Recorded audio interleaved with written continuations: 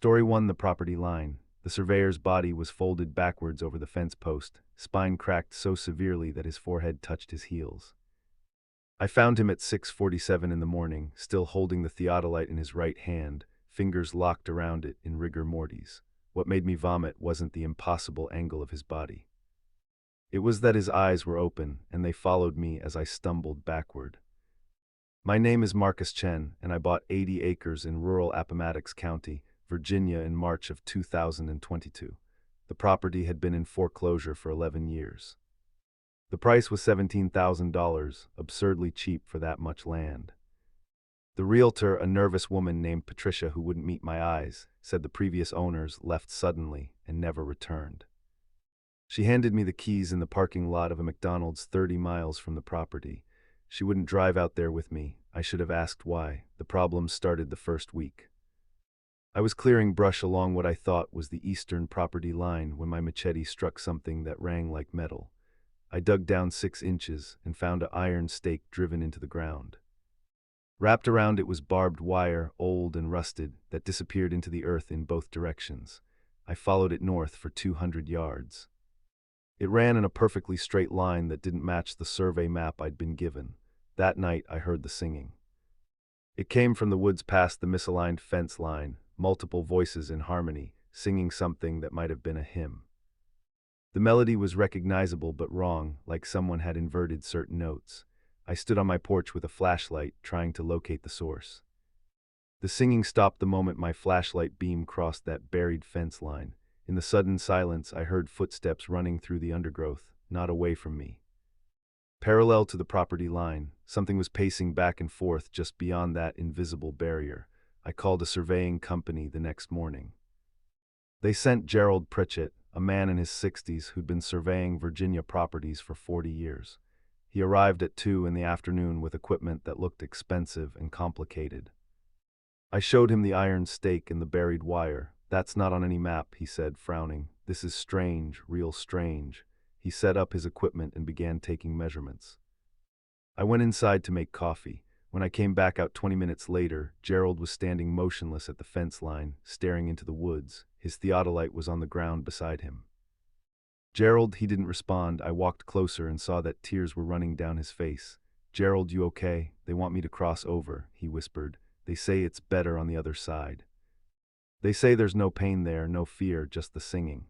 I grabbed his arm. His skin was ice cold despite the 70-degree weather.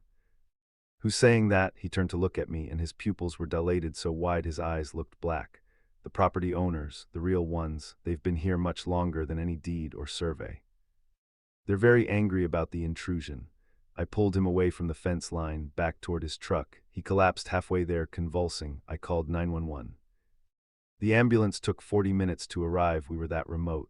By the time they loaded Gerald into the ambulance, he was catatonic, staring at nothing and whispering numbers. Coordinates, maybe.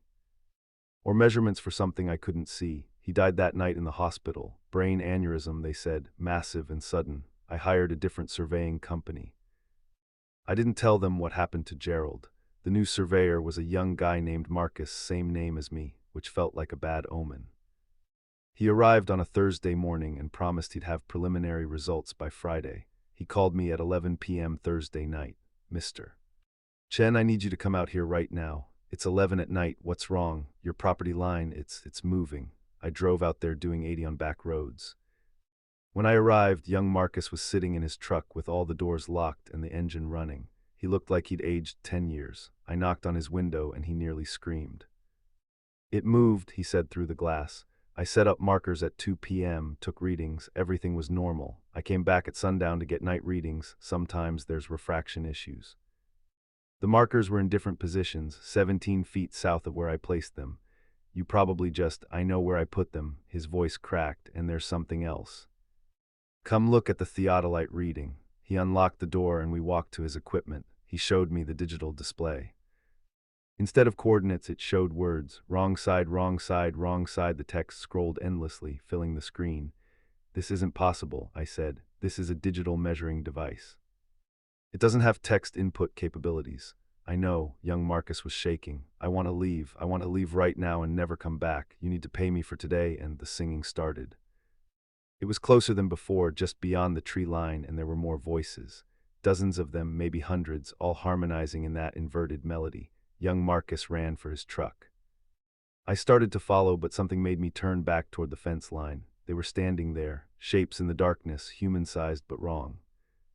Their proportions weren't quite right, arms too long, heads too narrow, bodies swaying in a way that suggested no spine.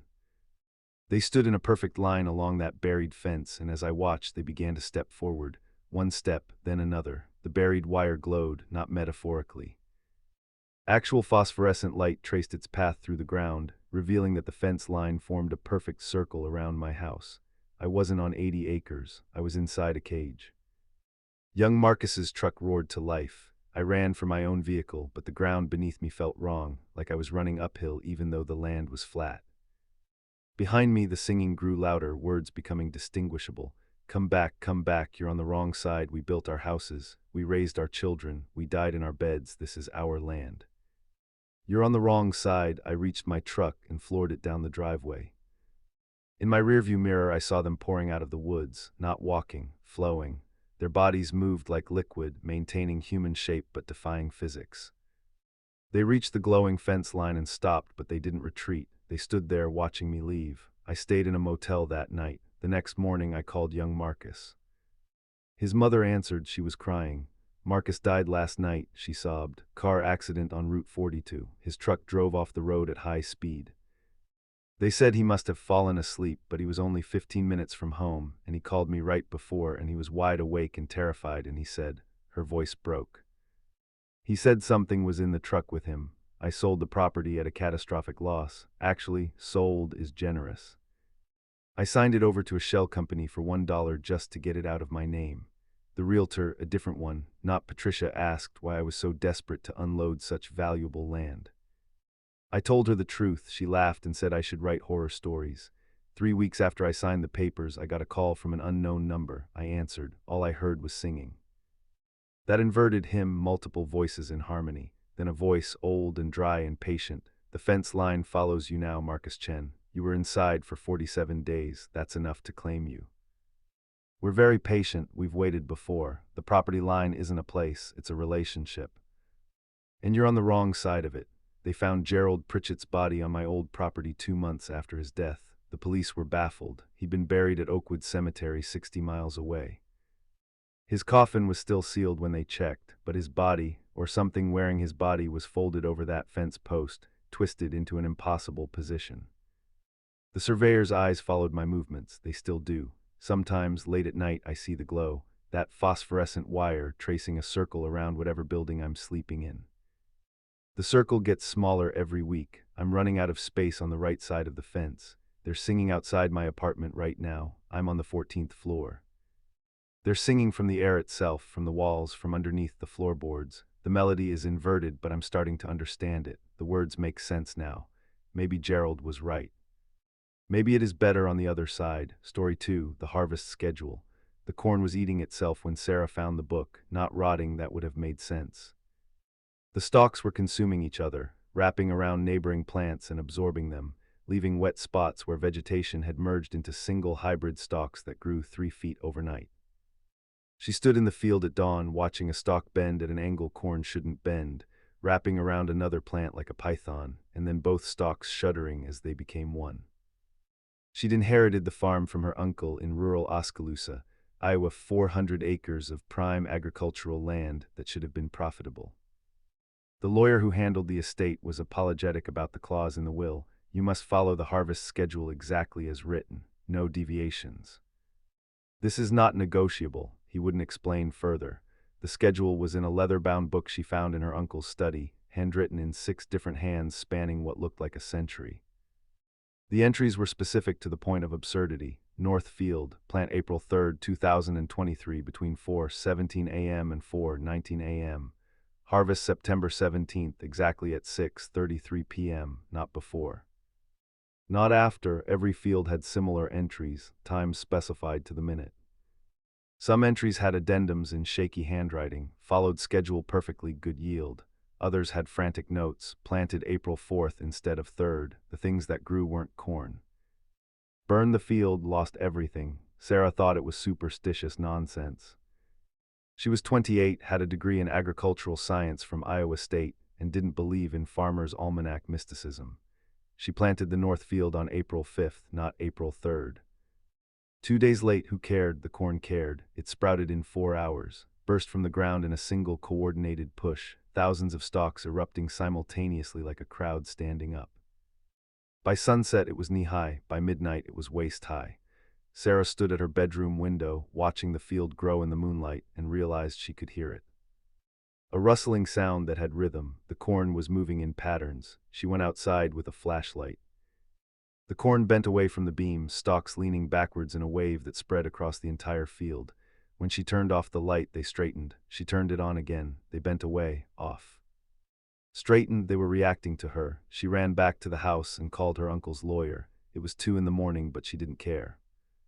"You need to tell me about the schedule," she said when he answered, voice thick with sleep. "What happens if you don't follow it?" Silence. Then, "Your uncle didn't tell you. My uncle's dead." "That's why I inherited the farm. What the hell is growing in my field?" "I don't know," the lawyer said. "I only know that 5 families have owned that land since 1863. 4 of them followed the schedule. 1 didn't. That family's youngest daughter disappeared into the east field during an off-schedule harvest. They found her 3 days later, roots growing from her eye sockets, still technically alive. The doctors couldn't explain it. They still can't. She's in a facility in Des Moines. She's been there for 41 years and she's still growing things."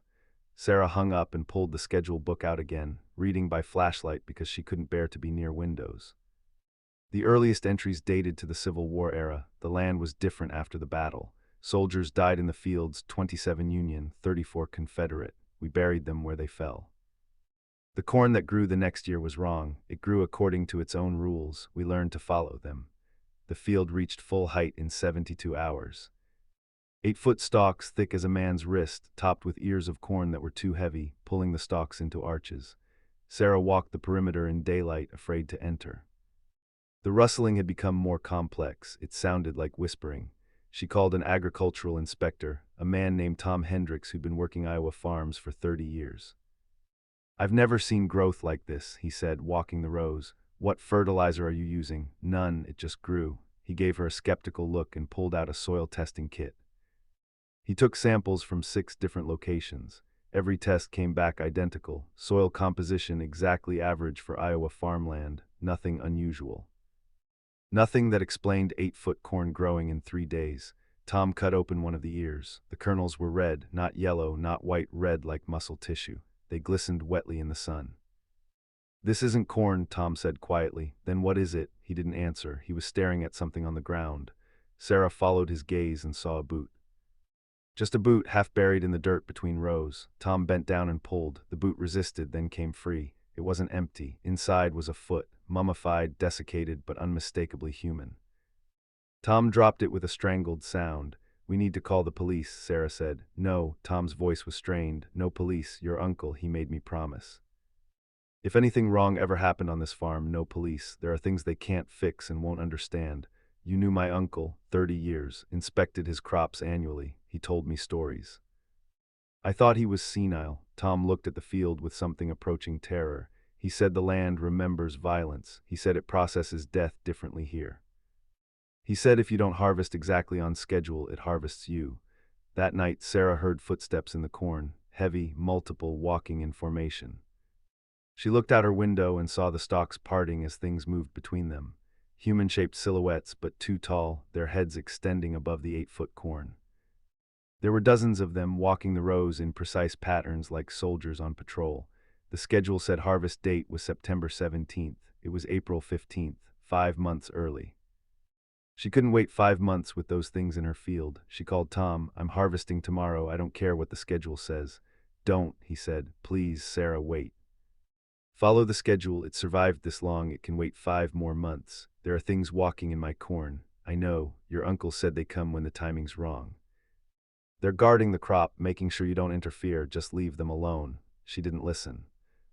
At dawn, she fired up the combine harvester, a massive machine that could cut through the field in hours. She drove it to the north field, aligned it with the first row, and engaged the header.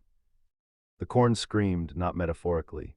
Actual screaming, human voices in agony, dozens of them shrieking as the blades cut through stalks. Sarah nearly drove the combine into a ditch, swerving away from the field. The screaming stopped when the blades stopped cutting. She tried again. Same result. Screaming that sounded like men dying on a battlefield. She called Tom again. He arrived within an hour, his face gray. "You tried to harvest," it screamed. The corn screamed. "It's not corn anymore," Tom said. "It hasn't been corn since 1863. It's a memorial, a living grave. Your uncle understood that." He followed the schedule because the schedule is negotiation. You plan at the right time, harvest at the right time, you're showing respect. You're acknowledging what happened here. What happened here? Tom pulled out his phone and showed her a historical document he'd researched. The Battle of Oskaloosa Creek, July 19, 1863. A minor skirmish that wasn't in most history books. 61 men dead in a wheat field. The field was later converted to corn. The bodies were never properly removed. The roots found them, Tom said. Corn roots can go 6 feet deep. They found the bones and they learned. Plants learned, Sarah. Not like we learned, but they learned patterns, chemical signals, nutrients. This corn learned to process human remains, and now it expects them. Sarah felt cold despite the morning sun. That's insane. Check the schedule again. Check what happens in September. She pulled out the book. The September 17th entry had an addendum she'd missed. Harvest 6:33 p.m. exactly. 1 volunteer required, payment for growth, sustained cycle for next season, no exceptions. Volunteer, Sarah whispered, they fed it. My uncle, all those families, they fed it. 1 person every harvest, Tom confirmed. That's why the schedule is so specific. It's not about weather or moon phases. It's about maintaining an agreement. Feed the field once per cycle, and it grows normally the rest of the year. Break the agreement. The corn rustled though there was no wind. Those tall silhouettes were visible in daylight now, walking the rows. As Sarah watched, one turned to face her. It had no face, just a smooth expanse where features should be, topped with tasseled corn silk instead of hair. What are they? She asked. Previous volunteers, Tom said. The ones who went willingly, the field preserves them, uses them as caretakers. The ones who went unwillingly, he pointed at the boots still lying in the dirt. Those get processed differently. Sarah ran the numbers in her head. 5 months, 1 person. She looked at Tom. Don't, he said. I'm 63 years old. I've lived a full life. But I'm not ready. I wasn't suggesting. Yes, you were. Everyone who owns this farm eventually does that math. Your uncle chose himself in the end. That's why he died last year. September 17, 2022. He walked into the east field at harvest time and he didn't walk out.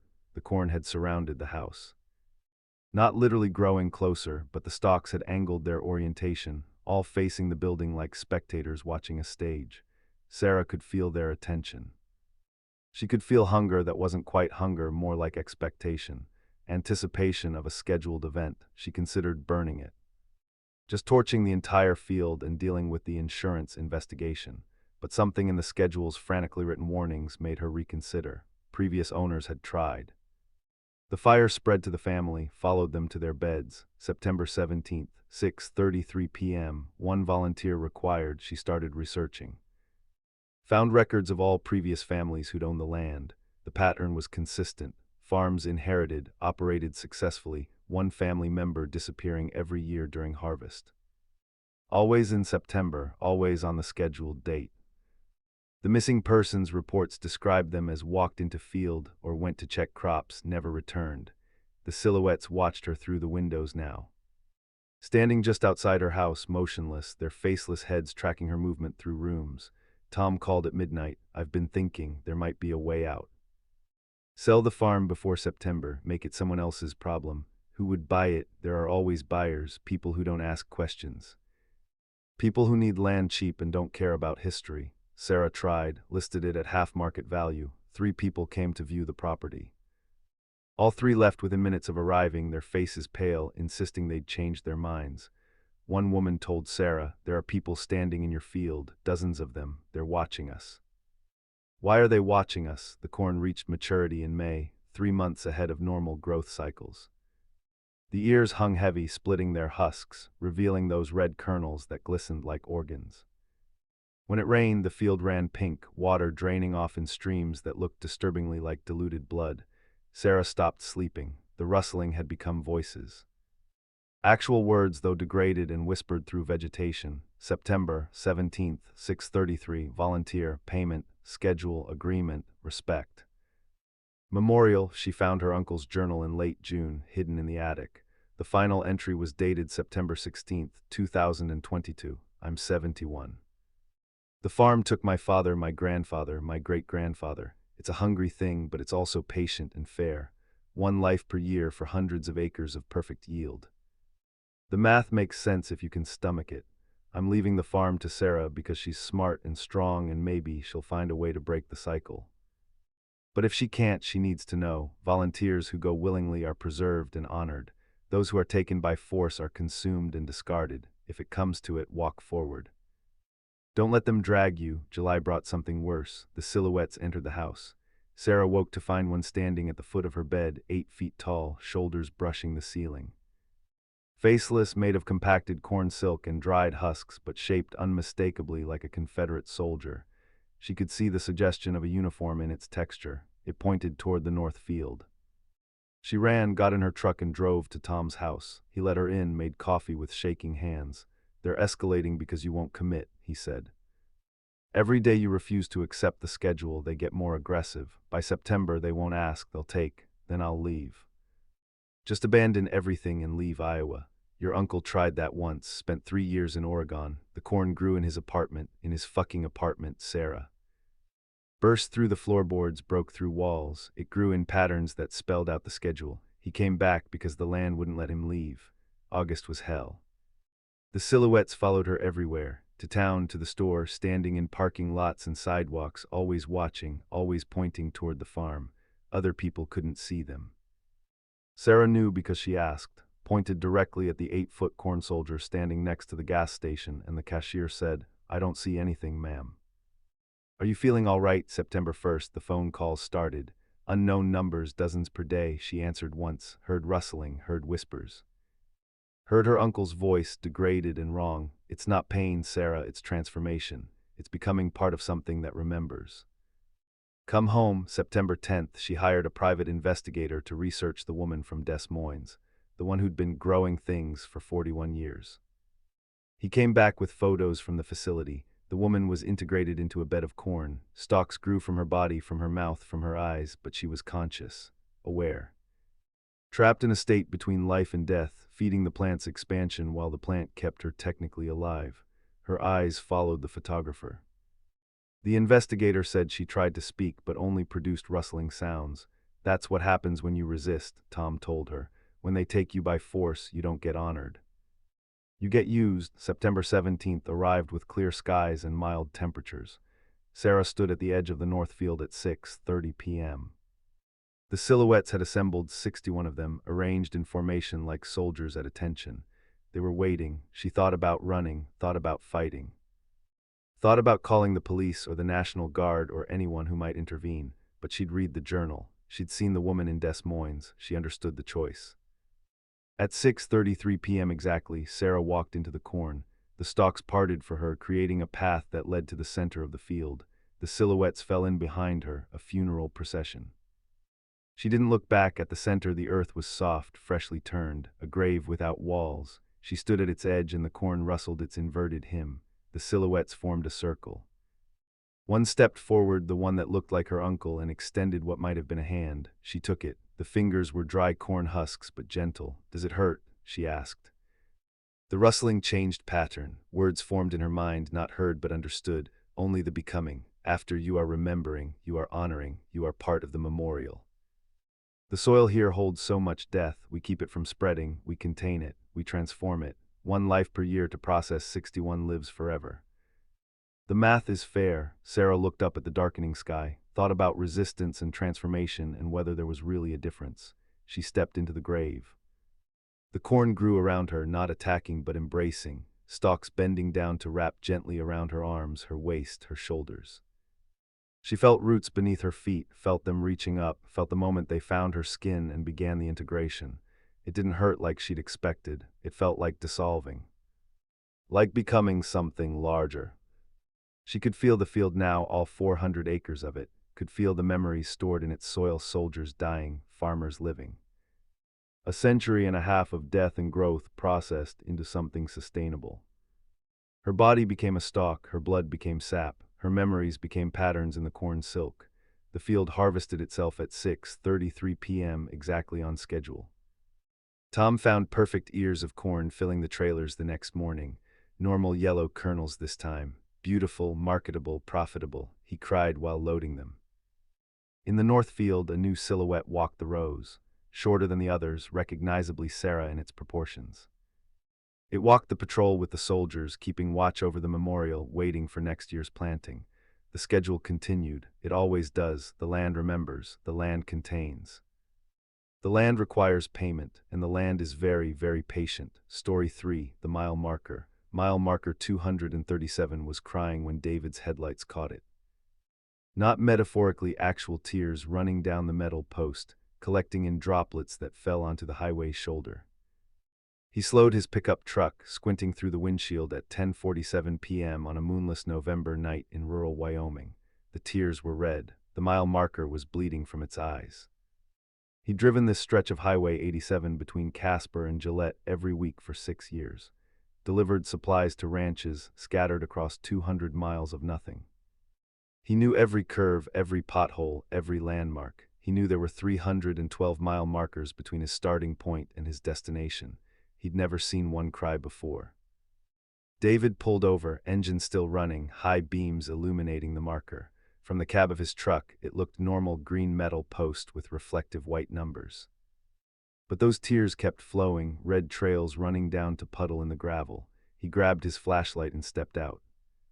The Wyoming wind hit him immediately, that prairie wind that comes from Canada without obstruction, carrying the smell of winter and sage. His boots crunched on the shoulder as he approached the marker. Up close, it was worse. The metal was warm, living thing warm, pulsing slightly like a heartbeat. The tears flowed from where eyes should be, but the marker was just stamped metal, no eyes, no face. Yet it was crying. The red fluid was definitely blood, fresh blood, still warm when he touched it. He stepped back and noticed something he'd missed. The number on the marker was wrong. It read 237, but this marker should have been 243. He was certain he'd passed 243 thousands of times, but now it read 237, and the 6 markers between here and where 237 should be were missing, moved. David got back in his truck and drove slowly north, watching the markers. 238, 239, 240. Then inexplicably 236, then 242. The sequence was wrong, scrambled. Mile markers appearing out of order, their positions not matching what he'd driven past for 6 years. He reached for his CB radio, dead static. His cell phone showed no signal, which wasn't unusual out here, but when he tried to access his GPS, the screen showed him in the middle of Laramie, 80 miles south of his actual position. The map kept recentering, insisting he was somewhere he wasn't. David stopped at marker 247. It was whispering. He rolled down his window and the whisper became audible. A man's voice, desperate and hoarse. Wrong direction, turned around, can't find, someone please, 3 days now, water gone, can't find. Hello, David called out. The whisper stopped, 5 seconds of silence. Then, can you hear me? Oh God, can someone finally hear me? Where are you? I don't know. I'm on Highway 87, I've been driving for 3 days. I keep passing the same markers, but they're in different orders. I can't reach the end. I can't find. The voice cracked. Who are you? Where are you? I'm David Morales. I'm on Highway 87 right now, about 60 miles south of Gillette. That's impossible, the voice said. I'm on Highway 87, 60 miles south of Gillette. I've been here for 3 days. David's hands tightened on the steering wheel. What's your name? Paul Henderson. I drive for Sheridan Freight. I do this route weekly. I know every mile, but something's wrong with the road. The markers are moving. I'll pass 250, then 249, then 261, then 247. I've been trying to drive north, but I think I'm going in circles. I haven't seen another car in 72 hours. Paul, I deliver to ranches on this route. I've been doing it for 6 years. I've never seen you. Silence. Then quietly, what year is it? 2024, November 18th. No, Paul's voice broke. No, it's 2017. November 22nd, 2017. I left Casper on November 20th, and I should have reached Gillette in 4 hours, but I've been driving for 3 days, and he made a sound between a laugh and a sob. Are you telling me it's been 7 years? David's mouth went dry. That's not possible. Then where am I? Why can't I get off this road? David drove forward slowly, watching the markers.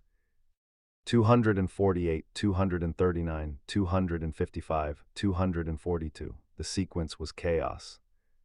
And now, as he looked closer, each marker he passed was slightly different. Some were newer, paint bright and clean. Others were weathered, years of sun fade visible on the numbers. Some were models he didn't recognize, styles from different decades. He passed marker 193. It was rusted and old, stamped with 1978 at the bottom, the installation year. The marker after it read 267 and looked brand new. Paul, do you see the markers moving? No, they're just wrong.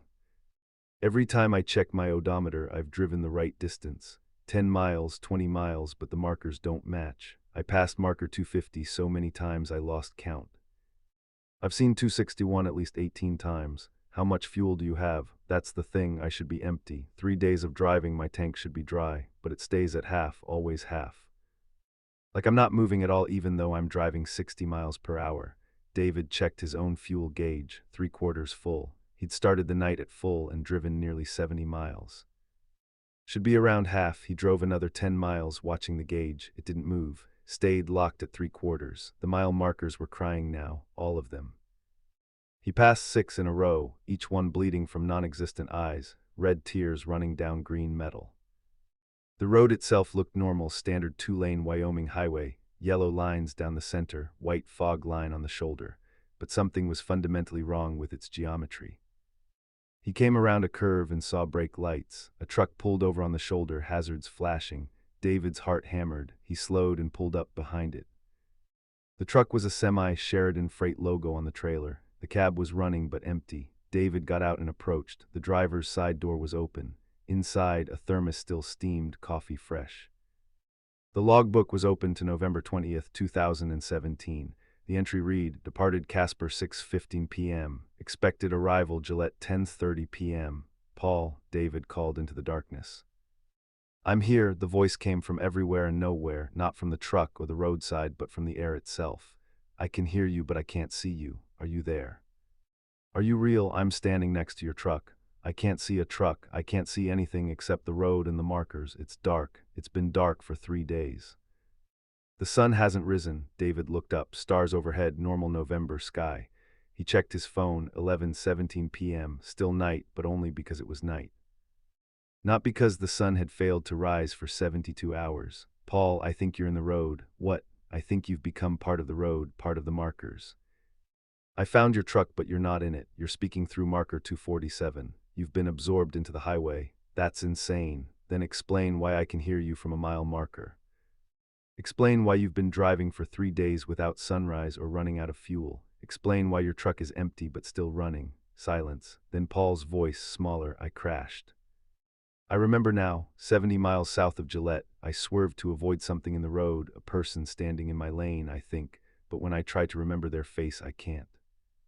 I swerved and I rolled. I remember the truck rolling. I remember impact. Then I was driving again, like the crash hadn't happened. I tried to keep going north, but the markers were wrong. David walked back to the semi and examined it with his flashlight. No damage, no signs of impact or rollover. He walked around to the passenger side and found it, a smear, like something had scraped along the trailer's side, leaving a mark that looked disturbingly organic.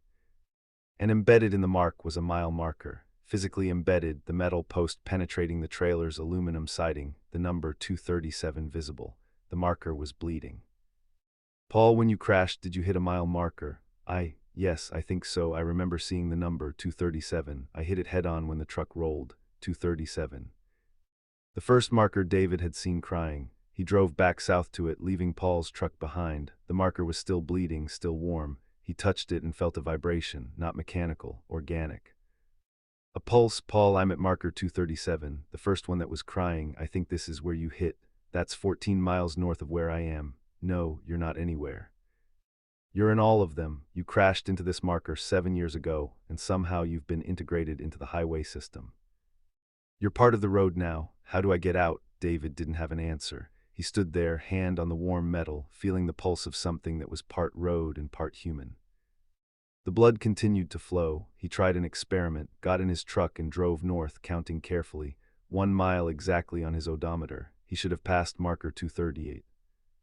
Instead he passed 264, drove another exact mile, marker 241, another mile, 237 again, the same marker he'd started from. The road was looping. Not physically, the landscape changed, hills and valleys and straightaways all different, but the markers were repeating in impossible sequences.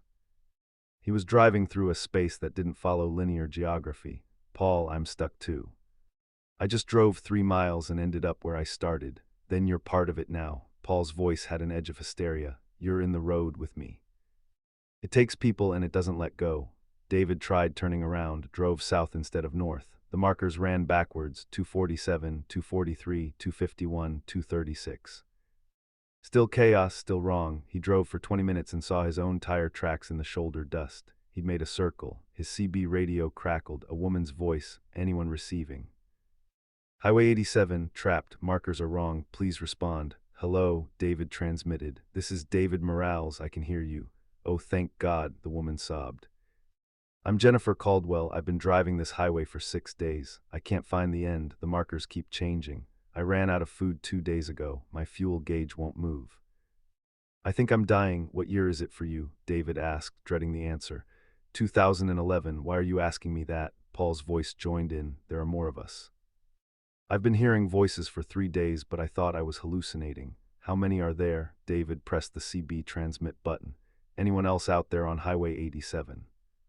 Anyone trapped? The radio exploded with responses. Dozens of voices overlapping, desperate.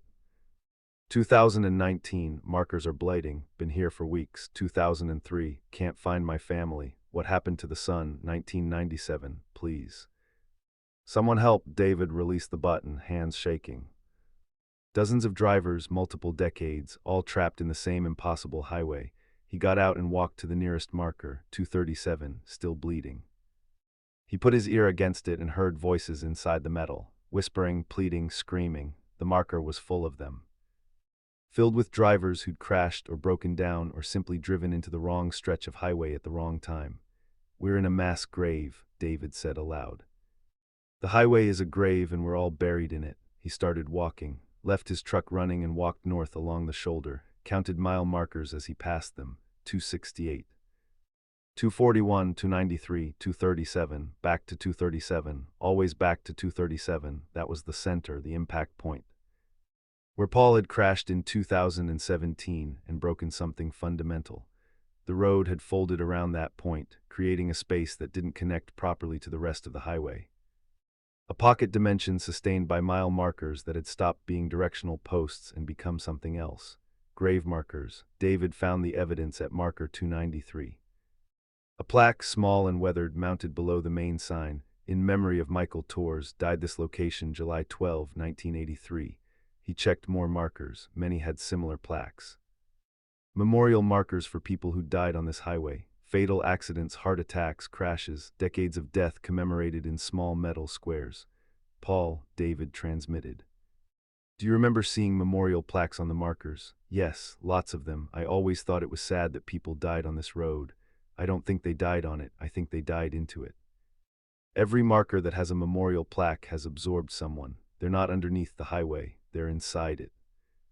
Part of the structure, how do we get out? David looked at the bleeding marker in front of him. Looked at his truck, still running, headlights illuminating endless dark highway. Looked up at stars that weren't moving, frozen in the sky like the hands of a broken clock. I don't think we do. He tried his cell phone again, still no signal, but his photo gallery worked.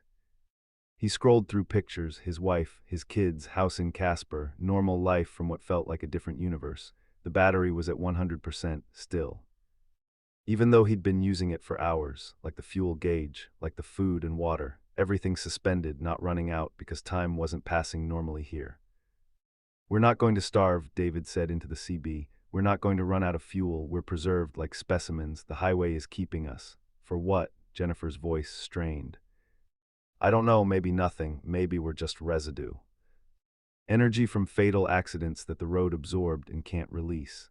He spent the next hours, or what felt like hours, his watch had stopped at 11:47 p.m., driving to different markers. Reading the memorial plaques. 47 of them total, 47 deaths between 1958 and 2023. Names and dates, no details about how they died, but now he could hear them. Every marked marker whispered, voices telling fragmented stories of crashes, heart attacks, strokes, falls. People who died on Highway 87 and whose energy had somehow been bound to the markers commemorating them. And Paul. Paul, who crashed in 2017 and broke marker 237 so severely that the entire highway folded around it, creating this pocket. It's a memorial, David said finally. The whole highway, it's not a road anymore. It's a monument to everyone who died on it, and we're part of that now. No, Paul's voice was firm. No, I have a family, I have kids. I'm not spending eternity in a mile marker. You've already spent 7 years here. How much more is eternity? I want out. The marker David was standing next to shattered. Exploded outward in a spray of metal, shrapnel, and blood. He dove back, covering his head. When he looked up, the post was gone, just a hole in the ground where it had been. And the whispers had stopped. Paul's voice was gone from the radio. David ran back to his truck and drove to marker 237. It was dark, no longer glowing, no longer bleeding. The metal was cool to the touch. Paul, no response, he'd done it. Somehow Paul had broken free, destroyed his connection to the marker and escaped. Hope surged. David got back in his truck and drove to different markers, looking for one that might be his. 271, 288, 264. He drove for what felt like hours, looking for one that felt right, that felt like it might contain his essence. He found it at marker 296. When he touched it, he felt cold. Felt recognition. This one was waiting for him. His name wasn't on a plaque yet, but it would be. The road was patient. No, David said. He got in his truck, aimed it at the marker, and floored the accelerator. The impact shattered the windshield, deployed the airbag, sent pain through his ribs and face, but the marker crumpled, bent. Broke, the highway screamed. Every marker for miles erupted with voices, the collected dead of 70 years howling in unison. The pavement cracked, the yellow lines glowed. The air filled with the smell of burning rubber and blood. David's truck died, complete electrical failure. He sat in darkness, bleeding from his nose, ribs aching. Outside, the highway was coming apart. Markers falling over, pavement buckling, reality reasserting itself over the impossible geography. His phone lit up, full signal. Messages flooding in from his wife, dated over the last 4 hours, asking where he was, saying she was worried, saying he should have arrived in Gillette by now. 4 hours, not 3 days. Not 7 years, 4 hours in real time. The GPS showed his location correctly. Mile marker 293. The markers were back in order, 292 behind him, 294 ahead. David got out and looked. No memorial plaques, no blood, just normal green metal posts with reflective white numbers. He was back on the real Highway 87. A car passed him heading north. The first vehicle he'd seen in hours. The driver waved. David waved back numbly. His truck wouldn't start. He called his wife on his miraculously working phone. She arrived in an hour with their son and a tow truck. She hugged him crying, saying she'd been terrified when he stopped responding to texts. What happened? She asked. David looked back down the highway. Under moonlight, the mile markers looked normal, but he knew better, knew what they contained, knew what they were waiting for.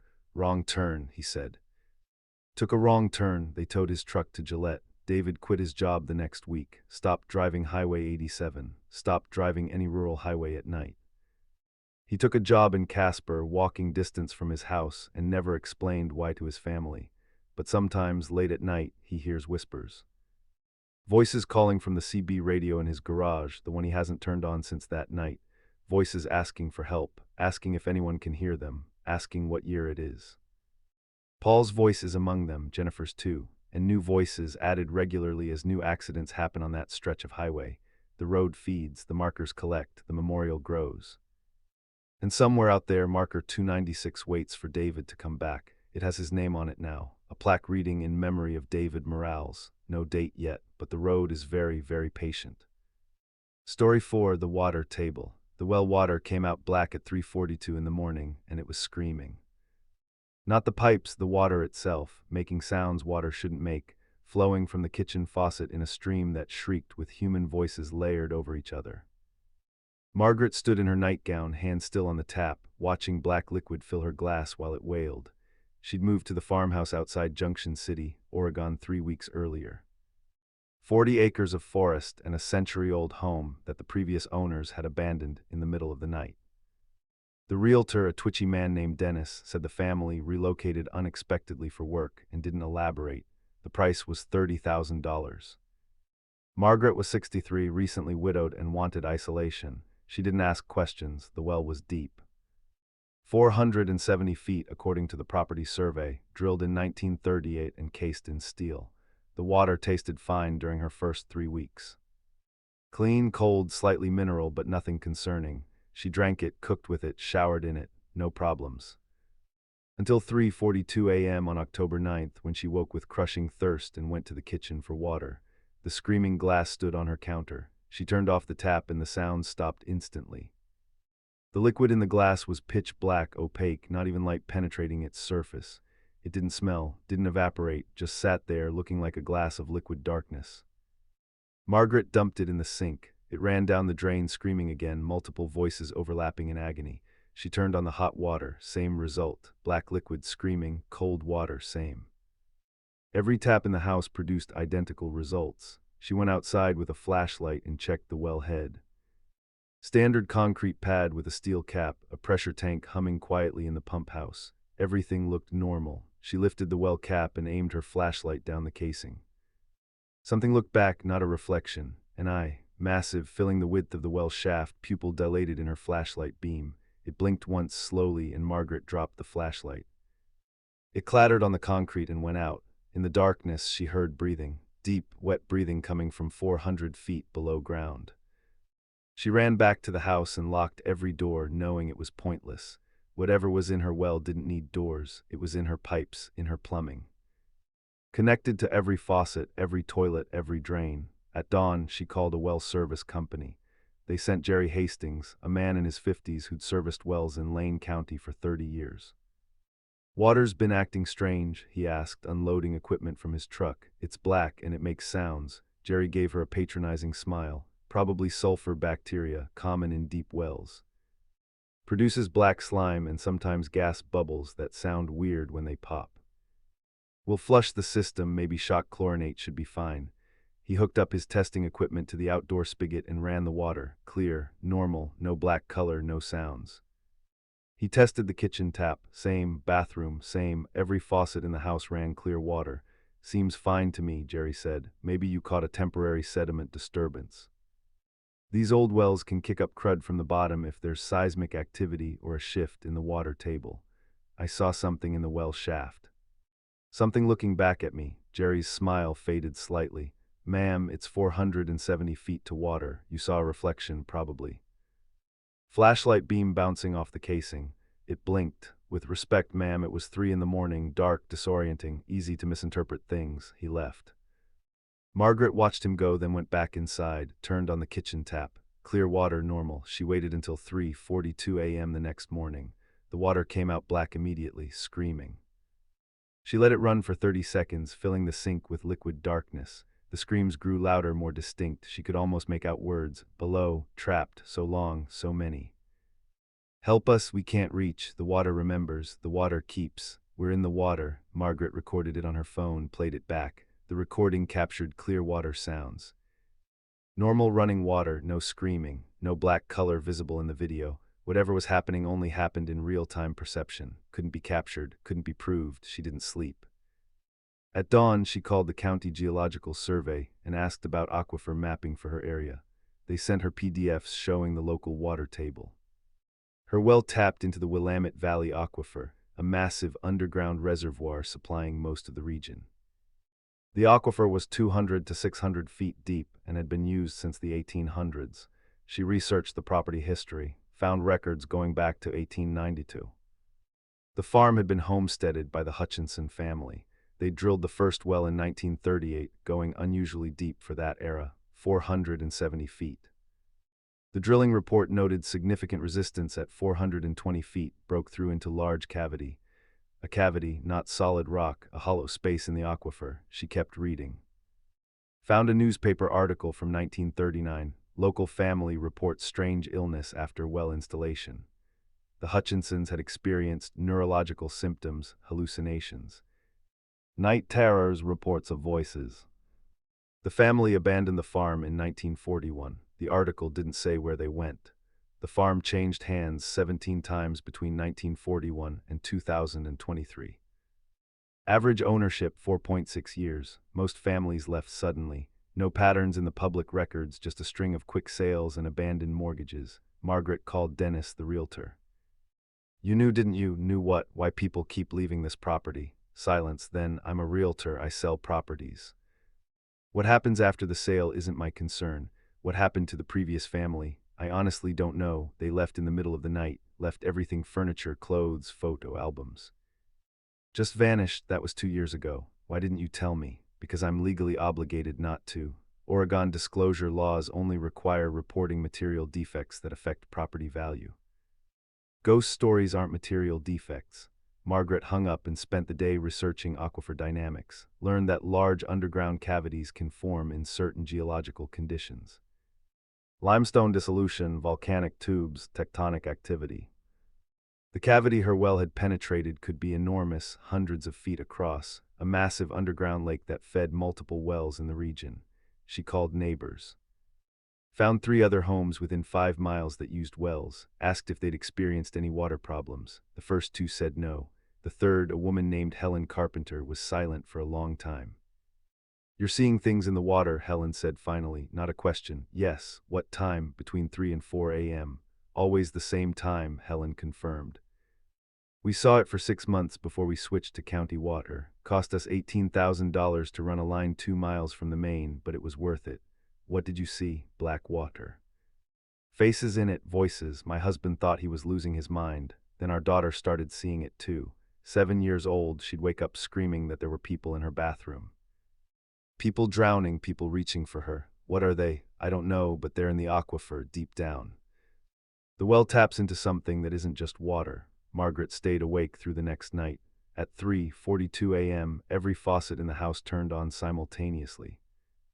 Black water poured from all of them, flooding the kitchen, bathroom, utility sink. The screaming was deafening. She ran to shut off the main valve, but it wouldn't turn. Stuck or locked or being held by something stronger than her. The water rose to her ankles. It was cold, not winter cold, corpse cold, below ground cold. And it was pulling at her, generating current that tugged toward the drains, trying to drag her down into the pipes. Shapes formed in the flooding water. Human figures, transparent and incomplete, reaching upward, dozens of them, hundreds. Manifesting from the liquid itself, their bodies made of water, their mouths open in silent screams that produced the sounds she was hearing.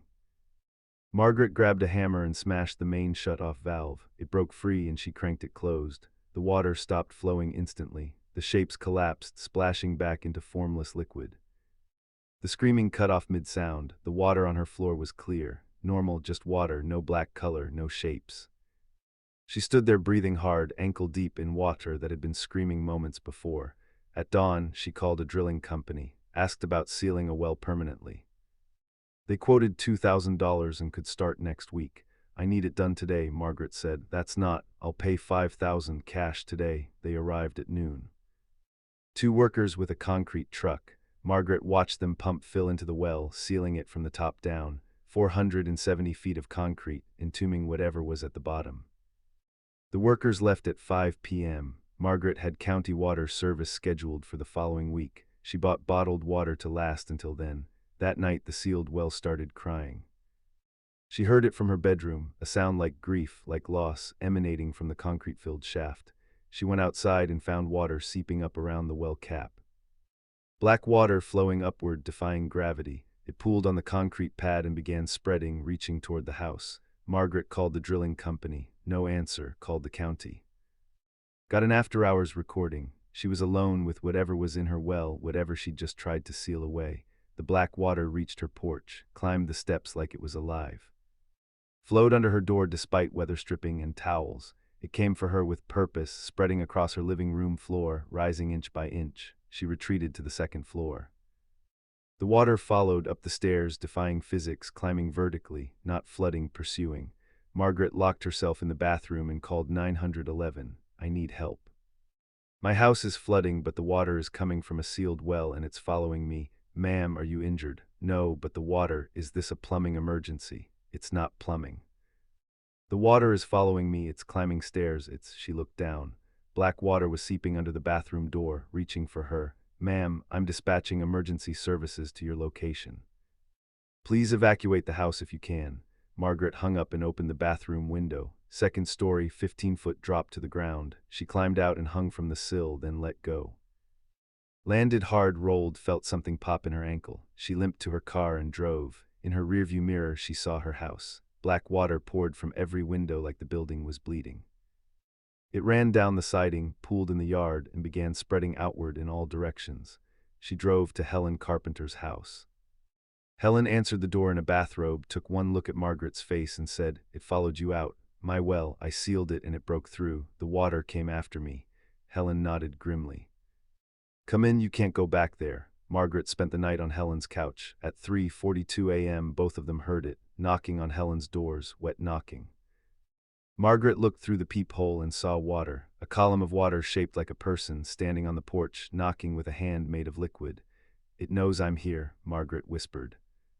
"It always knows," Helen said. "That's why we left. The water table connects everything. Once it finds you, it doesn't forget." Margaret stayed in a motel the next 3 days. The county water service installed a line to her property. She had the well cap removed and inspected. The concrete fill was gone. 470 feet of concrete somehow dissolved or displaced. The well was open again, empty shaft leading down to darkness. She hired a hydrogeologist, Dr. Sarah Kim came, highly recommended and specialized in aquifer contamination. She took water samples from Margaret's well and 3 neighboring wells, ran comprehensive analysis.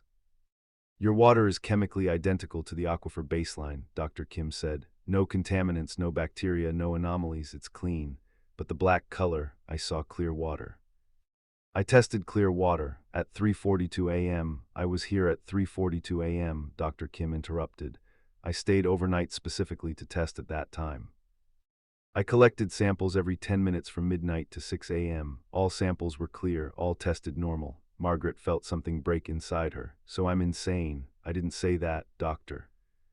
Kim hesitated. "I said the water is chemically normal, but I did find something unusual in the well shaft. When I lowered the camera at 420 feet, there's definitely a cavity.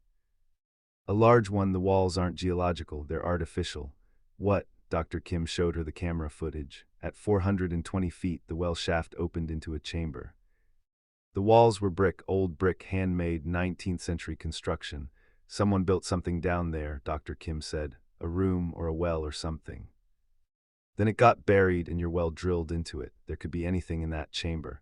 Why would someone build a room 400 feet underground? I don't know. But I found historical records of a sanatorium that operated near here in the 1880s. It burned down in 1891. 13 patients died.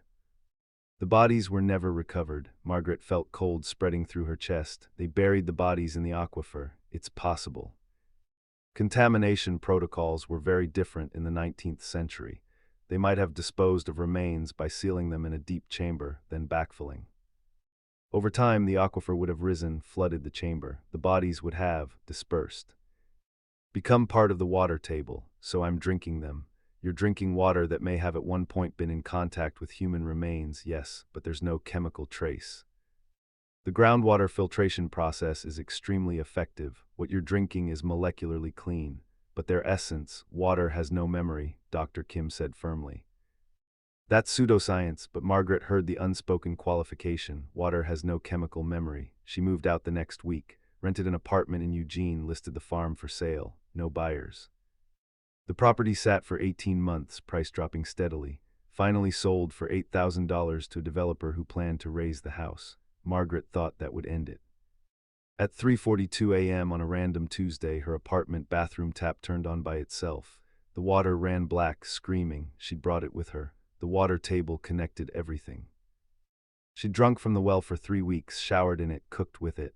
She'd absorbed it, and it had absorbed her. Now, wherever she goes, the water knows. Municipal systems, bottled water, even rain. At 3:42 a.m. it all runs black, all screams. All reaches for her with liquid hands that carry the voices of 13 patients who died in 1891 and were never properly buried. Margaret doesn't drink water anymore. Hasn't for 6 months. She's dehydrating slowly, kidney function declining, skin papery and dry. The doctors are concerned. They want to hospitalize her, put her on IV fluids. She refuses. Because she knows what will happen if they hydrate her. The water will enter her bloodstream directly, will flow through her heart, her brain, her cells, will integrate completely. And at 3:42 a.m. she'll become part of the water table, part of the aquifer. Part of the darkness 420 feet down, where 13 bodies dissolved over a century and became indistinguishable from the groundwater itself. She's losing weight, losing coherence. Her thoughts feel dry, cracked. Sometimes she hears voices that aren't the water, her own memories becoming fragmented, dissolving like bodies in an aquifer. Last night she looked in the mirror and saw her eyes were black, not the pupils. The entire eye, sclera and iris both, flooded with darkness. The water is claiming her from inside. At 3:42 a.m. tomorrow morning, Margaret plans to drink a full glass of water from her tap. Let it fill her completely. Stop resisting, because the water remembers, the water keeps, the water claims. And fighting it just prolongs the inevitable integration. The aquifer is patient, the aquifer is vast. The aquifer connects everything underground, a massive web of water that touches every well, every pipe, every source. Once you drink from it, you're part of it. Once it knows you, it never lets go. And at 3:42 a.m. the water table rises to claim what belongs to it. Always has, always will. Story 5, The Rural Route. The mailbox was breathing when Carla stopped her truck in front of it at 2:14 in the afternoon, not metaphorically. The standard blue USPS mailbox mounted on a post at the end of a gravel driveway was expanding and contracting rhythmically, metal flexing in and out like a lung. 17 breaths per minute. Carla counted. She'd been a rural mail carrier for USPS in Garfield County, Montana for 9 years. 73-mile route covering ranches and homesteads scattered across high plains, so empty you could drive 40 minutes without seeing another human. She knew every mailbox, every address, every resident. Box 427 belonged to the Hendricks family, mother, father, 2 teenagers. They'd lived there for 6 years. Normal family. Friendly, always waved when she delivered. The mailbox had never breathed before. Carla sat in her truck with the engine running, watching the metal flex. In, out, in, out. Steady rhythm like a sleeping animal. The flag was up, indicating outgoing mail. She was required to check. She got out slowly. The October wind was cold, carrying the smell of winter from Canada. She approached the mailbox and the breathing sound became audible. Not mechanical, organic, wet inhalation and exhalation, air moving through something that shouldn't have passages. The mailbox was warm. She touched the metal and felt body heat, felt the flex of respiration under her palm. "Okay," Carla said aloud to the empty prairie. "This is officially wrong." She opened the mailbox. The letter inside was written in blood, fresh blood, still wet on a sheet of white paper. The handwriting was shaky, words smeared. "Do not deliver to this address. They are not the HNDRICKS family anymore. They replaced them. If you deliver mail, you are acknowledging them as real. Please stop delivering, let them fade." No signature. Carla pulled out the outgoing letter that had triggered the flag. Standard envelope addressed to Garfield County Sheriff's Office. Return address, the Hendricks family, Rural Route 7, Box 427. She stood there holding 2 pieces of mail that contradicted each other. Deliver or don't deliver, acknowledge or deny. Her USPS training said deliver, mail is mail. Personal messages aren't her concern, but the blood, the breathing mailbox, the wrongness of it all made her hesitate. She put both letters in her truck and drove the half-mile up the gravel driveway to the Hendricks house. It looked normal, single-story ranch home, well-maintained, yard clean. 2 vehicles in the driveway, the family's Ford Explorer and Chevy Silverado, nothing visibly wrong. Carla knocked, waited, knocked again. Mrs. Hendricks opened the door and smiled. "Carla. So nice to see you. Is something wrong? I found an unusual letter in your mailbox. Wanted to make sure everything's okay." "Everything's perfect," Mrs. Hendricks said. Her smile didn't waver. "Absolutely perfect." Carla noticed Mrs. Hendricks wasn't blinking, just standing there, door open, smiling with eyes locked wide open. "Could I speak with your husband?" "Of course, Mrs." Hendricks turned her head 180 degrees without moving her shoulders. Like an owl. "Honey, the mail lady wants to talk." Mr. Hendricks appeared behind her. He was also smiling. Also not blinking, both of them stood in the doorway with their heads at impossible angles, smiling with too many teeth. Is something wrong? Mr. Hendricks asked. Carla backed away slowly. No. Nothing, sorry to bother you. Would you like to come in? Mrs. Hendricks's voice was cheerful. We're having lunch, you should join us. We're eating what the land provides. I have to finish my route, thanks anyway. Of course, we understand, both of them spoke in unison. Please keep delivering our mail. We want to receive everything, we want to stay connected. Carla got back in her truck and left. In her rearview mirror, she saw Mr. and Mrs. Hendricks standing in their driveway, watching her leave, still smiling, head still rotated at wrong angles. She drove directly to the Garfield County Sheriff's Office in Jordan, 30 miles south. Told Deputy Morris everything. The Hendricks family, Morris said slowly. You're sure? Yes. Carla, the Hendricks family moved away 4 months ago. House has been empty since June. That's impossible. I've been delivering mail there 3 times a week. Morris pulled up county records on his computer. Property sold in June to an LLC. No forwarding address for the Hendricks family. Utilities shut off in July. I just saw them, just talked to them. Let's drive out there, Morris said. They took his patrol car. Carla rode passenger, that bloody letter in her bag. Morris drove in silence, occasionally glancing at her like he was evaluating her mental state. They arrived at the Hendricks house. It was abandoned, windows broken, driveway empty, yard overgrown. The vehicles Carla had seen 30 minutes earlier were gone. This isn't possible, Carla whispered. Morris walked the perimeter. Found the door unlocked and entered. Carla followed. Inside, the house was gutted. No furniture, no belongings, walls stained with water damage, kitchen sink torn out. It looked like it had been vacant for years, not months. Carla, are you feeling all right? I was here, I talked to them. Maybe you're tired, long route, lots of isolation. Easy too, the mailbox was breathing. Morris gave her a long look. Let's check the mailbox. They walked back down the driveway. The mailbox was there. Standard blue USPS regulation box, metal. Cool to the touch, not breathing. Morris opened it. Empty, no letters, no blood-written warning. Carla, I think you need to take some time off. I'm not hallucinating. I'm not saying you are. I'm saying stress and isolation can cause perceptual issues. It's common with rural carriers. The loneliness gets to people. Carla drove back to Jordan alone. Morris followed in his patrol car, making sure she got there safely. She felt his concern like an insult. The next day, she resumed her route. Box 427 was on her list. She approached it at 2:14 p.m., exact same time as yesterday. The mailbox was breathing. In, out, 17 breaths per minute. She opened it.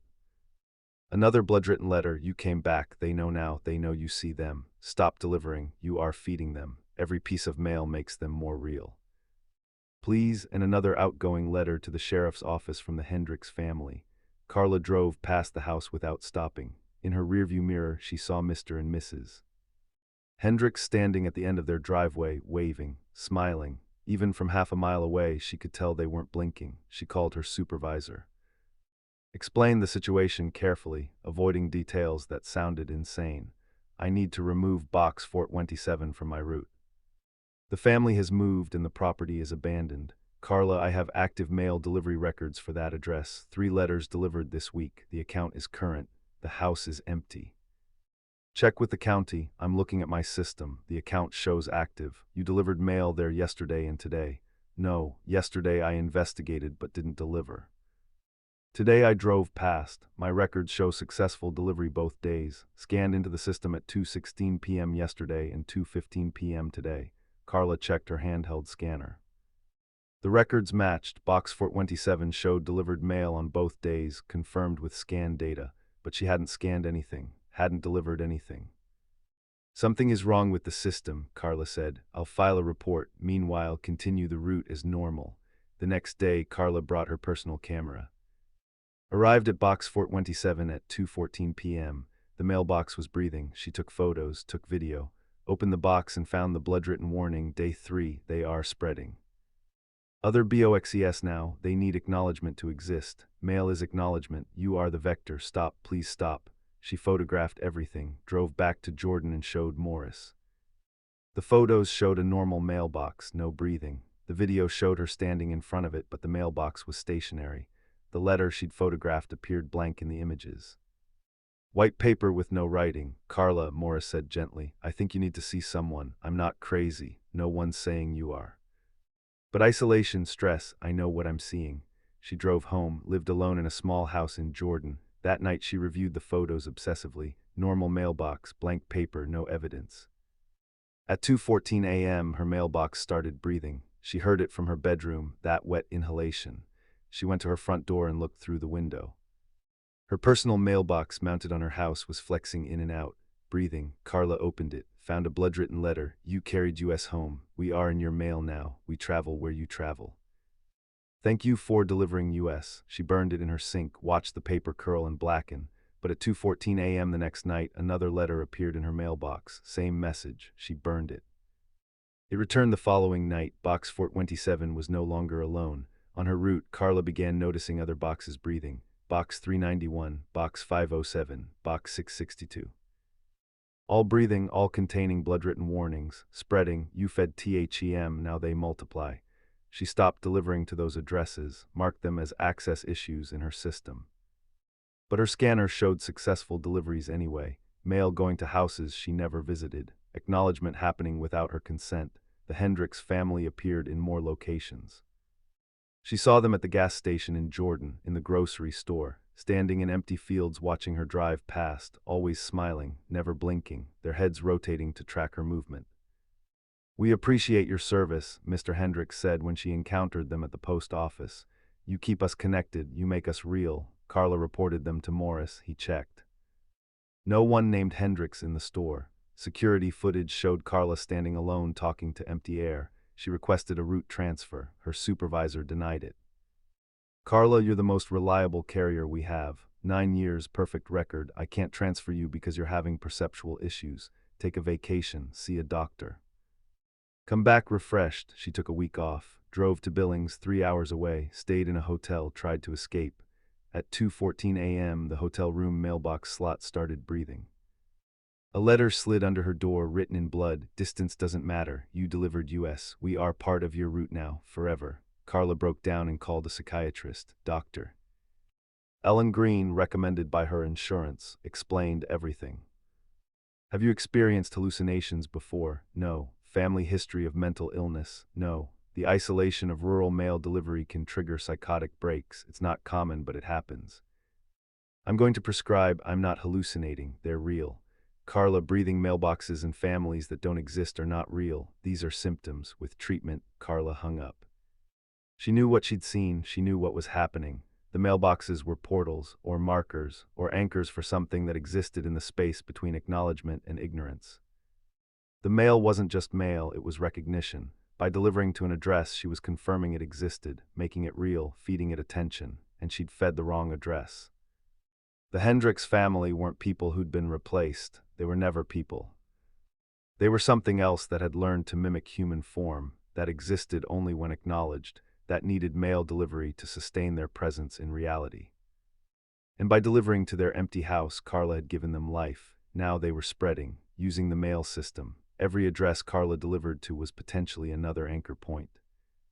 Another location where they could manifest. She quit USPS, sent a resignation email and stopped showing up. Her supervisor called 17 times. She didn't answer, but the route continued. At 2:14 p.m. every day, Carla felt the pull, an obligation, a compulsion. She'd been a mail carrier for 9 years. Her body knew the route. Her hands knew the motion of delivery.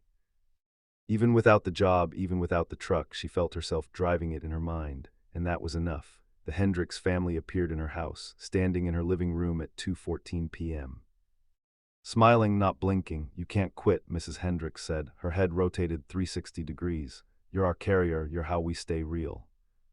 You're obligated. I resigned. The route doesn't care about paperwork. The route is a relationship. You acknowledged us, you delivered us your hours.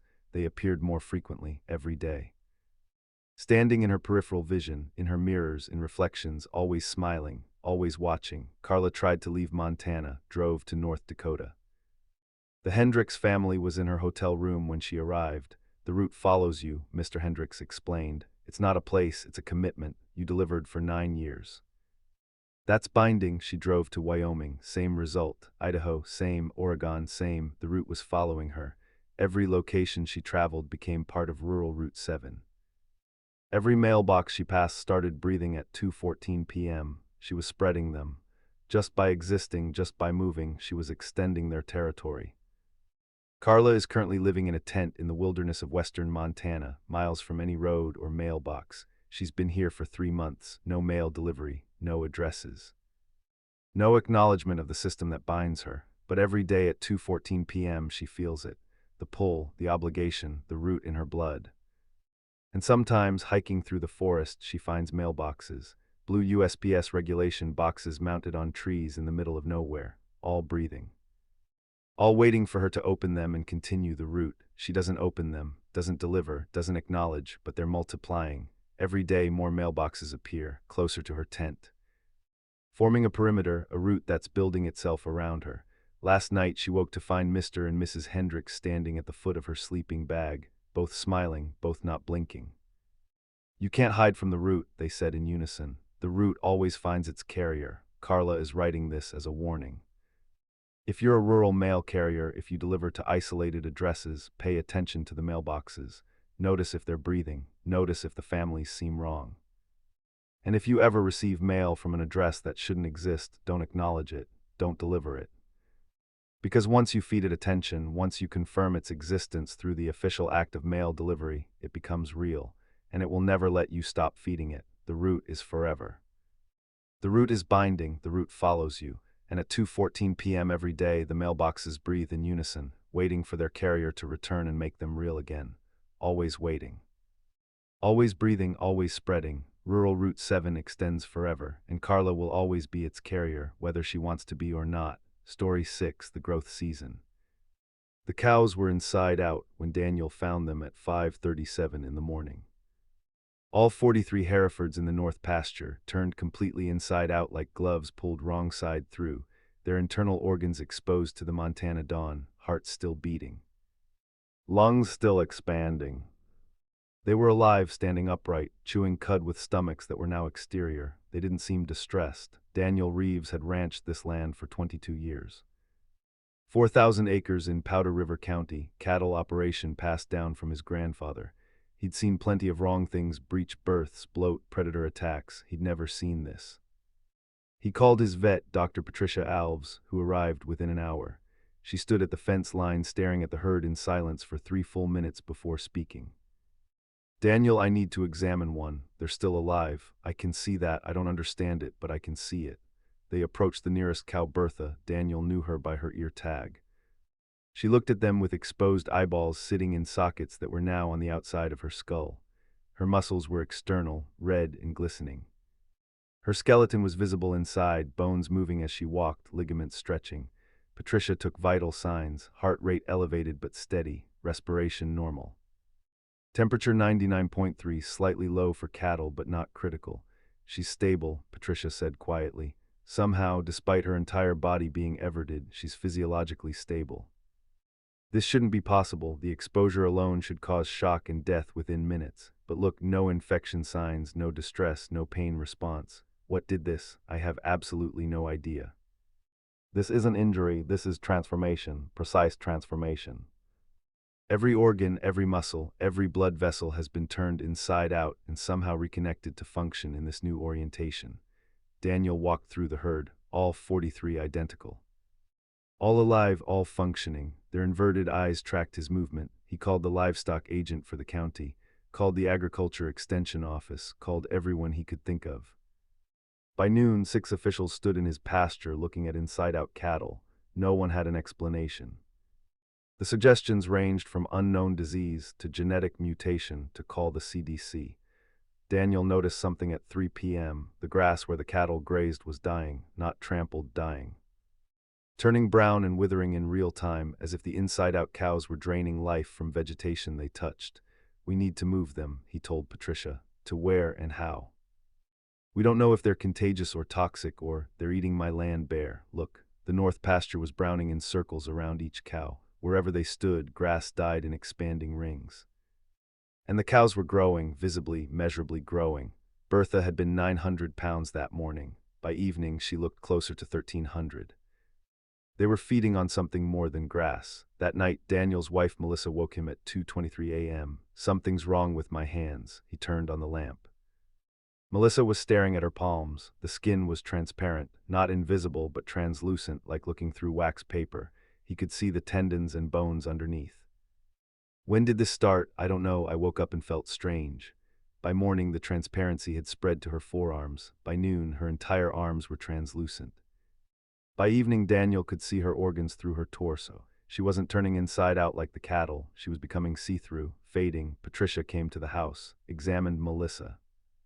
Found her vital signs completely normal. It's like your opacity is decreasing. Your body is still there, still functioning, but it's losing its visual solidity. Fix it, Daniel said. I don't know how. This isn't a disease. This is something else. By the third day, Melissa was nearly invisible. A faint outline, barely visible unless the light hit her right. She could still talk, still move, still feel sensation, but she was vanishing. Daniel went back to the north pasture. The inside-out cattle had tripled in size.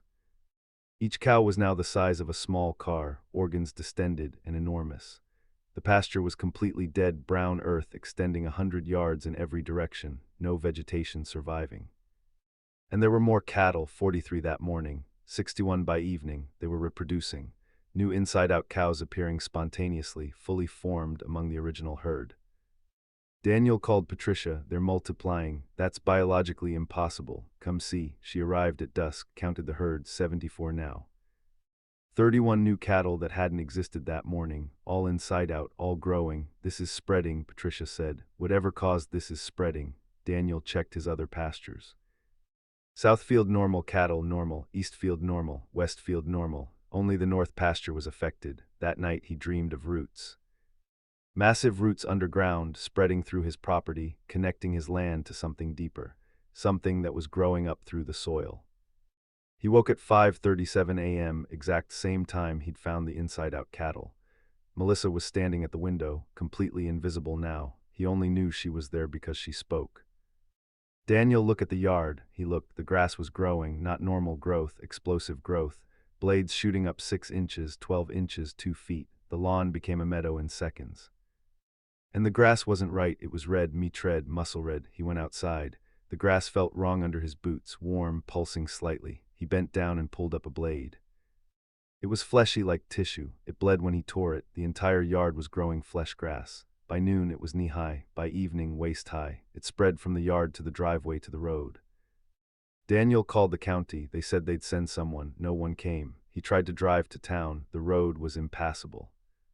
Flesh grass covered the gravel, growing so thick his truck couldn't push through. He turned back. Patricia called, I can't reach you. The roads are blocked. Same here. Daniel, I'm seeing reports from other ranches. This is spreading countywide. Cattle transforming, people becoming transparent. Vegetation turning into organic tissue. Something is wrong with the land itself. Daniel went back to the north pasture. The inside-out cattle numbered in the hundreds now. They'd broken through the fence and were spreading onto neighboring property. Where they walked, the ground transformed. Grass became flesh. Soil became something red and wet, and they were evolving. Some had developed additional limbs. Others had split into multiple connected bodies. Siamese cattle fused at the torso. They were becoming something beyond cattle, beyond animals. Masses of biological material that grew and replicated and transformed everything around them. Melissa appeared beside him. He could only tell by her voice. I'm almost gone, she said. I can barely feel my body. I think I'm becoming something else. Don't say that. It's true. I'm not disappearing. I'm shifting, moving into a different state. I can feel it. Daniel grabbed for her. His hand passed through empty air where her arm should be. She was gone, fully invisible, fully transitioned to whatever came next. Melissa, I'm here. I'm just elsewhere, slightly elsewhere. I can see you, but you're faint. There are other things becoming clearer. Shapes, structures underground. Daniel, there's something under the ranch. Something massive. It's been here forever, growing slowly, and now it's reaching the surface. What is it? I don't know, but it's hungry. And it's using us, the cattle, me, the land, to manifest. Daniel called the sheriff. No answer. Called the state police. No answer. Cell service was degrading. He tried the landline. Dead. He was isolated, surrounded by flesh grass and transforming cattle and a wife who'd become invisible and something massive growing underground. That night, the house started changing. The walls became translucent. He could see through them to the structure beneath, not wood and insulation, but something organic. Ribs. His house had ribs. The walls were membranes stretched over a skeletal framework that was growing, replacing conventional structure. He ran outside. The ranch buildings, barn, shed, garage were all transforming. Becoming biological, becoming parts of something larger. He drove his ATV to the property boundary, found the fence overgrown with flesh grass. Beyond it, neighboring properties looked normal. The transformation stopped at his property line. Whatever was happening was specific to his land. He remembered his grandfather's stories. The land had been purchased from the federal government in 1928. Before that, it was open range. Before that, tribal territory. The Cheyenne had stories about this area. Stories about a place where the earth was hungry, where the boundary between matter and not matter was thin. His grandfather had mentioned sacrifices, offerings to keep the land sated. Daniel had thought it was folklore, colorful stories from a different era. Now he understood. The land was alive, had always been alive. His family had been ranching on the surface of something enormous and ancient, and the cattle, the people, the buildings, all of it was food, fuel for something growing from beneath. Patricia called one last time. Daniel, evacuate, military is coming, they're going to quarantine the area. I can't leave, the roads, they're going to burn it, incinerate the entire affected zone. You have 4 hours. Daniel looked at his ranch, at the inside-out cattle now numbering in the thousands, at the flesh grass spreading like cancer, at the buildings becoming organs. At the space where his wife existed but couldn't be seen. He couldn't leave, because leaving meant abandoning whatever Melissa had become. Leaving meant letting the military destroy something he didn't understand but was part of now. He sat on his porch as the sun set. The cattle had merged into a single mass, a biological structure the size of a warehouse, pulsing and growing. The flesh grass had reached 10 feet tall, swaying without wind. The buildings had fused together into something that looked like internal anatomy. Melissa's voice came from everywhere. It's beautiful, Daniel. You should see it from where I am. It's not horror. It's transformation, it's growth. The land is giving birth. To what? To itself. It's been dormant for so long. Your family kept it fed just enough to stay asleep, but now it's waking. And we're part of it, all of us, the cattle, the grass, you, me. We're cells in something larger. Daniel felt it then, the transparency beginning, his hands fading, not dying, transitioning. Moving into the space where Melissa existed, where the cattle existed in their inverted state, where the grass grew as flesh. The military helicopters arrived at midnight. Daniel was barely visible by then, a faint outline sitting on a porch that was no longer a porch but a curved membrane stretched over bone-like supports. They firebombed the ranch at 1 a.m. Incendiary weapons designed to sterilize biological contamination.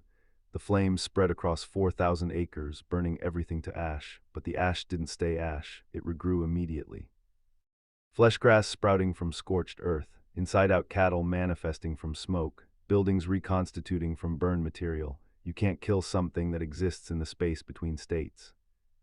You can't burn transformation itself. The military gave up, quarantined the area, built fences and warning signs. Contaminated zone, no entry, but the transformation is spreading, slowly. Inch by inch, year by year, the flesh grass extends beyond the fences.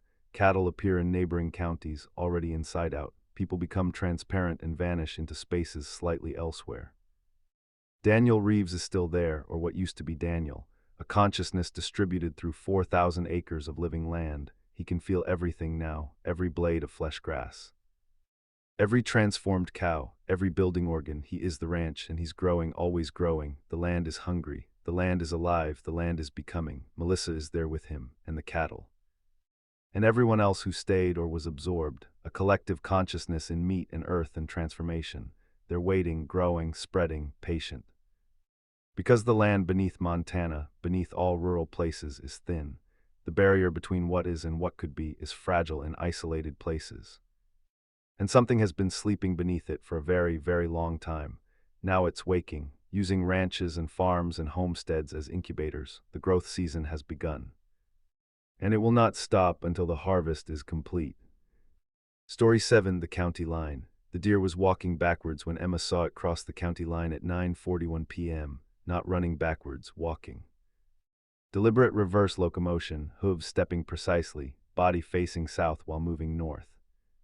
It crossed from Barton County into Russell County, Kansas, and the moment all 4 hooves touched Russell County soil, it stopped, turned around, walked forward back into Barton County. Then repeated the process, backwards across the line, turn forward back, again, looping endlessly. Emma Vasquez had lived on her family's farmhouse her entire 27 years. The property straddled the county line house in Barton Fields in Russell. A white painted post marked the boundary, running east-west across her land. She'd crossed it thousands of times without incident. She watched the deer loop 17 times before it finally walked backwards into Russell County and didn't return. Just vanished into the darkness beyond the painted post. Emma went back inside and tried to forget it, probably a neurological disorder, chronic wasting disease causing behavioral abnormalities. Nothing to do with the county line, but the next night at 9:41 p.m. exactly, another deer did the same thing, backwards across the line, turned forward back, looping, and the night after that. Different deer, same behavior, all at 9:41 p.m. Emma started timing it, set an alarm, stood by her window watching the county line. Every night 9:41 p.m. an animal crossed backwards from Barton into Russell. Deer, coyotes, once a fox, all walking reverse, all looping, all eventually crossing and vanishing. On the seventh night she went outside and walked to the county line post, stood with 1 foot in Barton County, 1 foot in Russell, felt nothing unusual, the ground was dirt. The air was November cold, nothing strange. She stepped fully into Russell County, everything inverted. Not visually, the landscape looked identical, but conceptually. She was no longer walking forward through time, she was walking backward through it. Each step felt like retracing, like undoing, like moving through moments in reverse. She took 3 steps and felt 3 minutes erase, looked at her phone, 9:38 p.m. She'd lost 3 minutes, or gained them back, or unexperienced them. She stepped back into Barton County. Time resumed normal direction. Phone showed 9:41 p.m. again. What the hell, Emma whispered. She tried again, stepped into Russell County. Time reversed, took 10 steps. Phone showed 9:31 p.m. when she checked. She'd walked backwards through 10 minutes. She could see her own footprints in the dust, leading forward into Russell County. But from her perspective, she was retracing them, walking backwards through her own timeline. Emma stepped back to Barton County and called her friend Michael, who lived in Russell County proper, 10 miles past the line. Michael, have you noticed anything weird lately? Like what? Time. Has time been acting strange? No, why? Just wondering, everything normal in Russell County. Yeah, same as always, why are you asking? Emma hung up. Whatever was happening was localized to the county line, to the boundary itself. She researched county formation history. Found that Barton and Russell counties were established in 1872. The border was surveyed in 1873 by a team led by cartographer named Silas Kern. The survey notes included a strange addendum: boundary exhibits temporal distortion at observation. Recommend avoiding survey work between 9:00 p.m. and 10:00 p.m. Temporal distortion. In 1873, they'd noticed something wrong. Emma kept digging, found newspaper archives from 1874. Small article, survey team disappears along county border. 3 men working the Barton-Russell line had vanished. They were last seen at approximately 9:30 p.m., walking the boundary with surveying equipment. Another article from 1881, farmer reports lost time near property line. A man claimed he'd spent 5 minutes checking fence posts, but when he returned to his house, 3 hours had passed. More articles, 1897, 1910, 1934, all reporting time anomalies, disappearances, strange behavior near the Barton-Russell line, always between 9 and 10 p.m. Emma went to the Russell County Clerk's office, asked to see historical land records for properties along the county line. The clerk, a woman in her 60s named Dorothy, gave her a strange look. You live on the line, don't you? Yes, how did you? You have the look. Everyone who lives there gets it eventually, like you're displaced. Slightly out of sync. What are you talking about? Dorothy pulled out a map. Red X's marked multiple locations along the Barton-Russell border, abandoned properties, 17 of them. All along the county line, all abandoned suddenly without explanation. The earliest one is from 1886.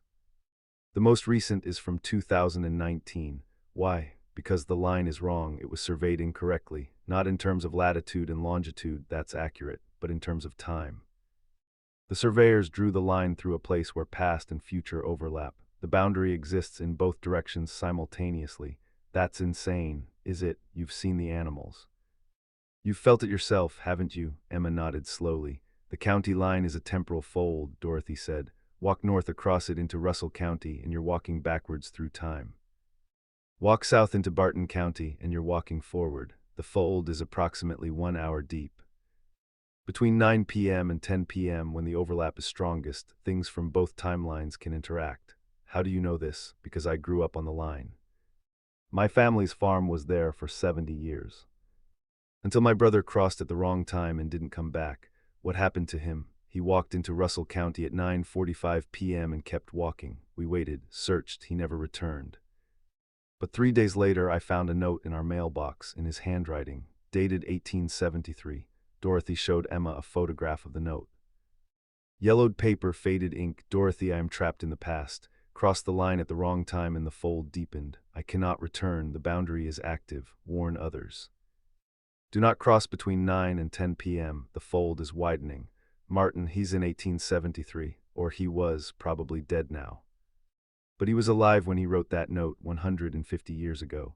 Emma felt cold spreading through her chest. How is that possible? Time isn't a line, it's a landscape. Most places it flows one direction, but at certain boundaries, geographical, geological, mathematical boundaries, it can fold, stack on top of itself. The county line is one of those places.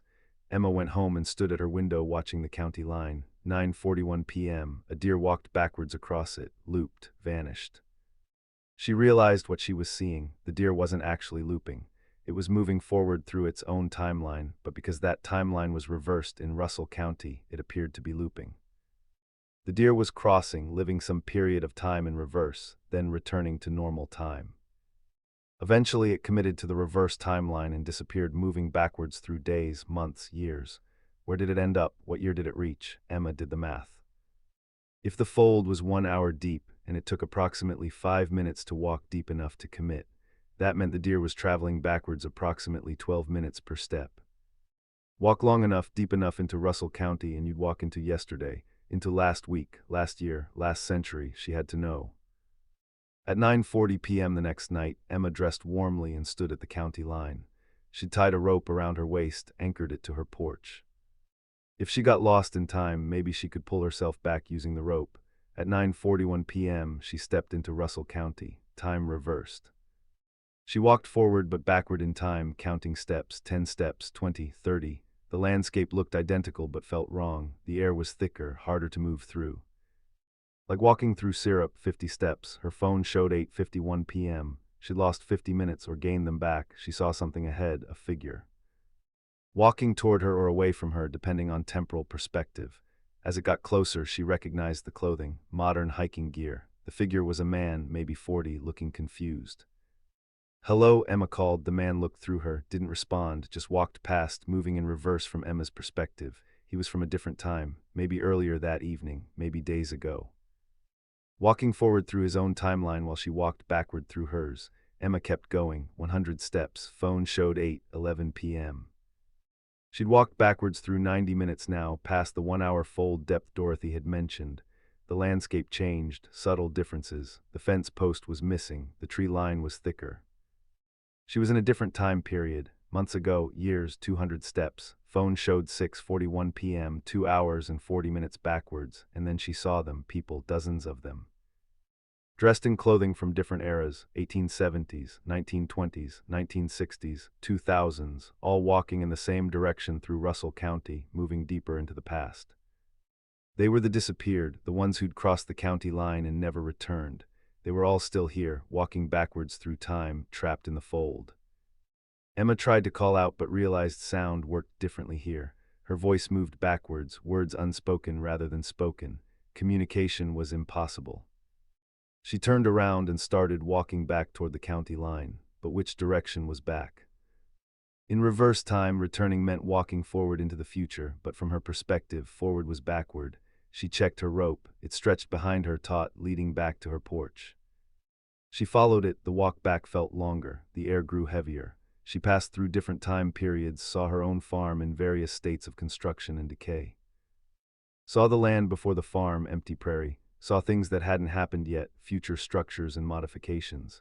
Her phone died at what would have been 3:22 p.m., 6 hours backwards. She kept walking, following the rope, past more displaced people, past animals walking in reverse. Past scenes from different years overlapping, multiple timelines visible simultaneously in the fold.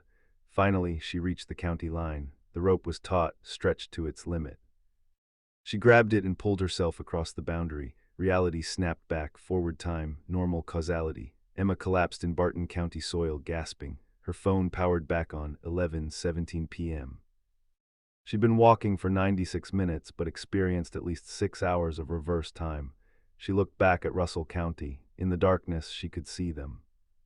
Faint outlines of displaced people still walking deeper into the past, trapped in the fold, unable or unwilling to return. Emma called Dorothy. I went into the fold, I saw them. Everyone who disappeared, they're still there, walking backwards through time. I know, Dorothy said quietly. That's why I left, because eventually everyone on the line gets pulled in. The fold calls to you, tempts you, makes you curious about the past, makes you want to walk deeper. Can they come back? I don't know, my brother never did.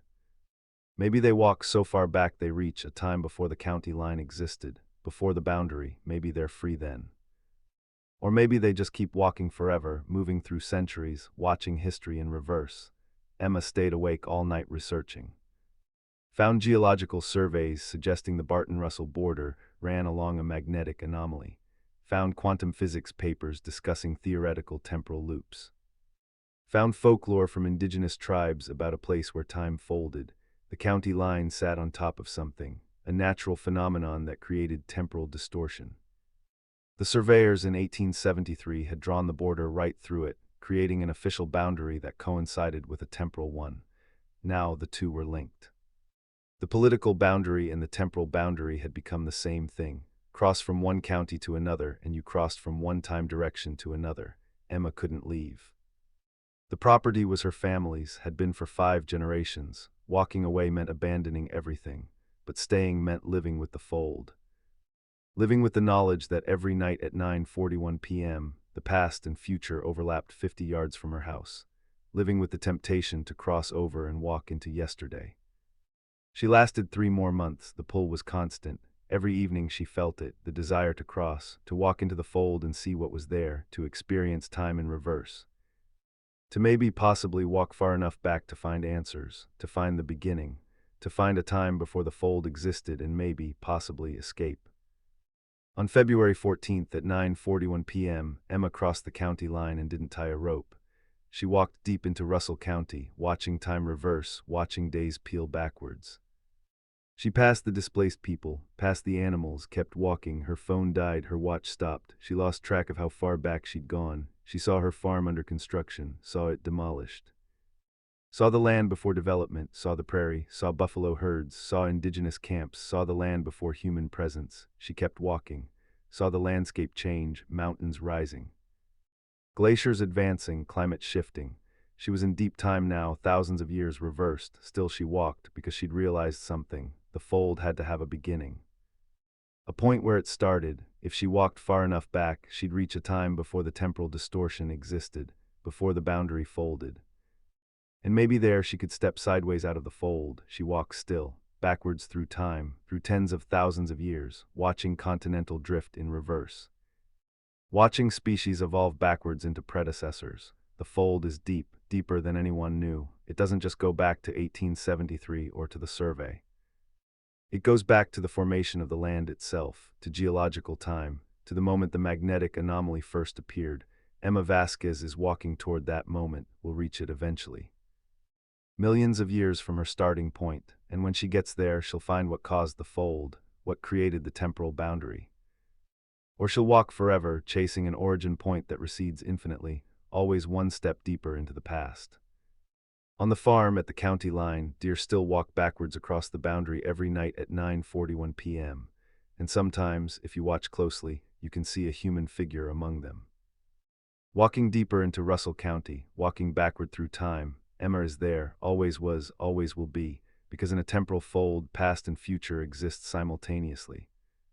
She is crossing the county line right now. She crossed it years ago, she will cross it tomorrow. All 3 are true. All 3 happen at 9:41 p.m. in the space where Barton and Russell counties fold together. The county line waits, patient, eternal, folded through time. And eventually everyone who lives on it crosses over. Everyone walks backward into the past, because the fold calls, and once you hear it, you cannot stop listening.